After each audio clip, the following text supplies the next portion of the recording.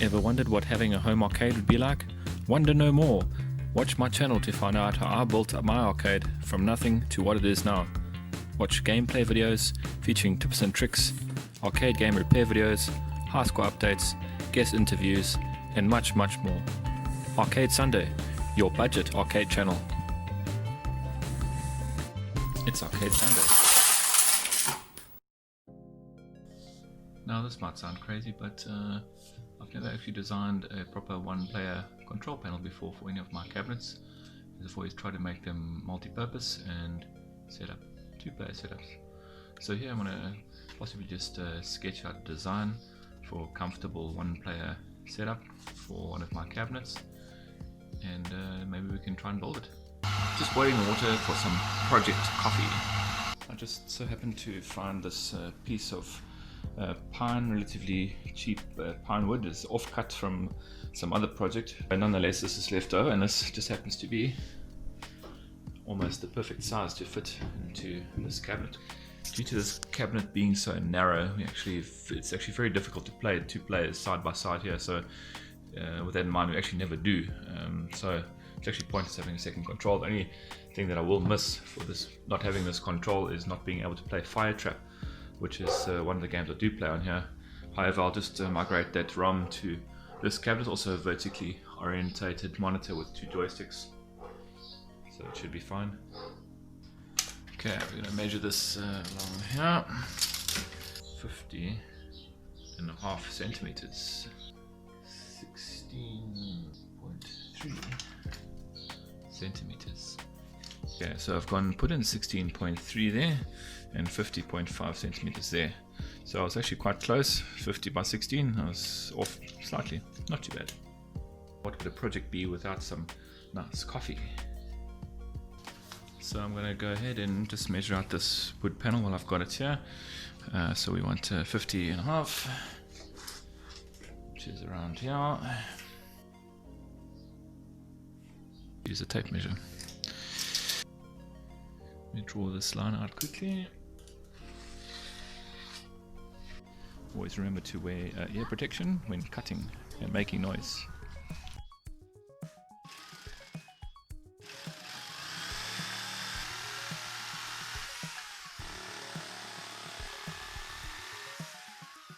Not too bad for a jigsaw.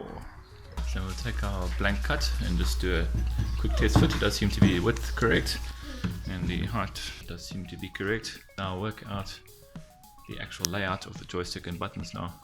I've always found that working out ergonomic placement for joystick and buttons usually involve putting a blank like this down in place of the existing control, and then kind of placing one's hands where it feels natural. Probably thinking joystick should be about here, button should maybe be here and here, joystick should be about there.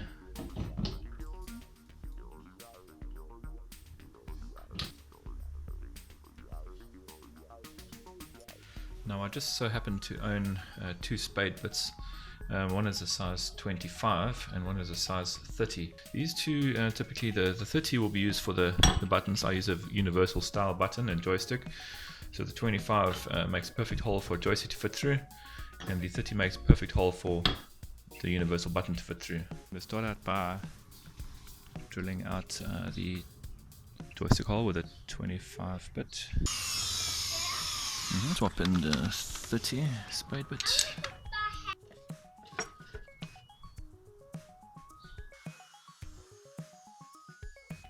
Is 80 grit sandpaper on this machine, and try and edge it nicely.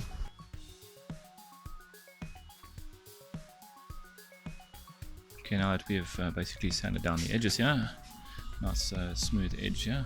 Also just clean up the corner slightly just to make it so it doesn't chip too much. Now you want to go over it, the top surface, so that we can get ready for paint.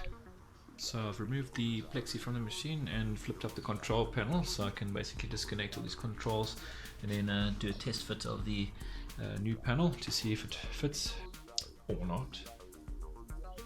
Okay, So I've removed all the buttons and joysticks from this old panel. It's done a good job. It was also built very similarly, as you can see, sanded on the edges, and then painted. Although I think the new panel is going to be cleaner and a better look for the machine. Let's assemble this panel using the universal buttons and joysticks, so if you can see what it looks like. Okay, so here's the panel just loosely in place on the machine. It actually looks okay. I have to cut a hole here and here for the mounting hardware. I'm going to see how we can do that neatly, as opposed to last time where the mounting hardware actually stuck through the top and it was looks ugly, and also you used to catch a corner of your hand on it all the time. So I found another spade bit, my favorite tools. This is a number 10, and this should actually cut out a whole slot large enough for the head of this bolt here. So I want to just have that slightly indented here or beveled in, so that it's flush with the control panel surface. This is basically a universal joystick base plate. I've already labeled it TRL, so I know which orientation to put it in here, so I'm going to just slot it into the hole that I drilled earlier. Now, the reason obviously using small screws is important because you don't want these poking through the wood and poking your fingers. Okay, this is a bit dirty, as you can see, a lot of grease build up here. I'm just going to give it a quick wipe down. So it's basically the joystick comprises of this base section, this tiny C-clip here, do not lose, do not drop, the joystick itself, the dust cover and the spring, and the actuator. So basically I'm going to put the dust cover over the joystick, stick it in from the bottom here. Okay, then the spring goes in, and then this is orientated thus. There comes the hard part. You need to squeeze this whole assembly down and install this C-clip on this tiny little.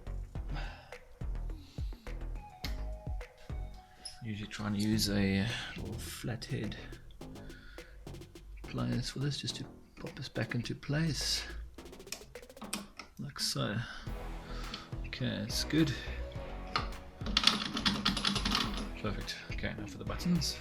Okay, these buttons are the universal type. You basically, looks like this, basically plastic. There's a spring inside here. You can service them by removing this little C-clip here and cleaning it up, etc.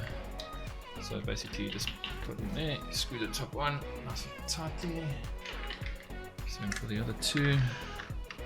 Okay, and then the buttons basically just pop into place like so. Okay, so there is the control panel kind of mounted. So we'll probably have button, probably use it like at 1 and 2. That's button 3 maybe, or 1 and 2 and button 3, it just depends. I'll do some play testing with this and see what works better. Okay, so the control panel is now bolted into place, quite nice and flush with the top here, which is great.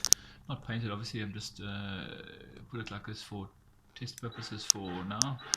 And before I put the plexi back on, always a note is use some window cleaner to clean the screen. Look at this, I just put you can't see it on camera, but I've put my finger across here and there's black dust across the screen because it never really gets touched. So some of this on the cloth and then just trying to get the dust off, and it'll look so much better. You'll be happy you did this once everything's back together, because then you won't see any dust. Okay, so now the plexi's back in, control panel's pretty solid, won't move around, it's good. Just gonna give it some play testing and see how it goes. Okay, good natural position, I do like it. I will then follow up this video with a part 2 on basically painting it and making sure that this is the correct orientation, or making sure that this is the correct layout for this control panel. Certainly looks the part, much cleaner look. period correct. Perhaps the third button was a bit overkill, but in case I ever need that, it's available. Well, cheers for now. Catch me in part 2. The main cabinet control panel overhaul replacement. Cheers for now.